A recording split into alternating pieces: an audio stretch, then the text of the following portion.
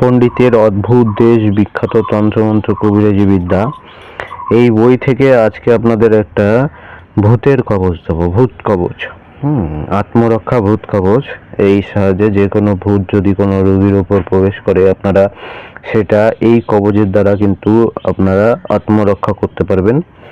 এই বইয়ের মধ্যে বহু বিদ্যা আছে, একটা বিদ্যা আমি দেবো আপনাদের, একটা নকশা দেব। তো এই যে দেখতে পাচ্ছেন, এই যে নকশাটা, এই নকশাটা অঙ্কন করতে হবে। আমি একটু লাইটলি আপনাদের দেখাই। এই নকশাটা আপনার অঙ্কন করতে হবে। এই নকশা বিশেষ দিনে, শনি মঙ্গলবার অথবা রবিবার, শনি মঙ্গল রবি, এই তিনটে দিনে যে কোনো দিনে আপনাদের তৈরি করতে হবে। কৃষ্ণপক্ষ হলে ভালো হয়, অথবা আপনাদের যদি খুবই দরকার থাকে শুক্লপক্ষেও করা যেতে পারে।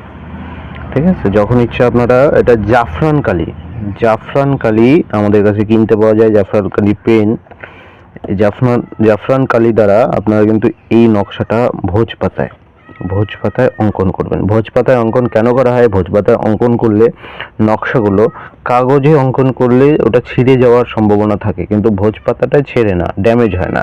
তার জন্য ভোজ পাতায় আপনাদের এই নকশাটা অঙ্কন করতে হবে। নকশাটা দেখে নিন। এই যে এগুলো হচ্ছে বীজ মন্ত্র, এই যে এগুলো বীজ মন্ত্র বিভিন্ন দেবদেবীর। এই নকশাটা অঙ্কন করে দুটো এরকম নকশা অঙ্কন করতে হবে। একটা হচ্ছে আপনার স্নানে, যে ব্যক্তি এই ভূত আক্রান্ত বা পেতনি আক্রান্ত, তার স্নানের জলের সঙ্গে একটা রাখতে হবে, এবং সেই ব্যক্তি ওই জলটা দিয়ে স্নান করবে। আর দ্বিতীয়টি তার গলায় দিতে হবে, যেখানে লেখাই আছে নিয়মে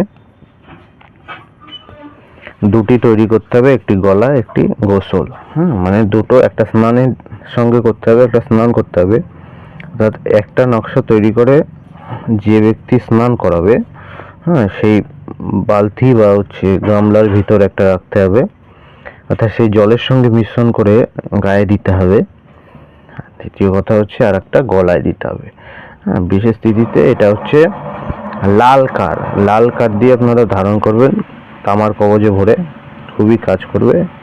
এটা হচ্ছে সেই ভূত কবচ, খুবই কার্যকরী একটি কবচ, খুবই কাজ করে।